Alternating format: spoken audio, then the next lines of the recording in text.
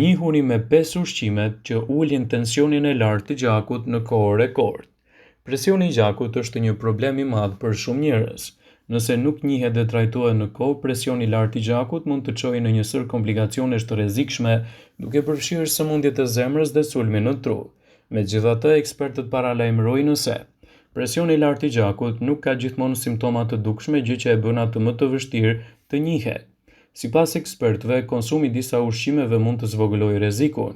Dietologu Günter Knell zbulon për The Sun se cilat ushqime janë të dëmshme, se ulin presionin e gjakut dhe konsumi i të cilave do ju rekomandohet të gjithëve, jo vetëm atyre që kanë probleme me presionin e gjakut, ato i gjeni si më poshtë si molla, boronica, arrat, çaji i jeshil dhe avokado.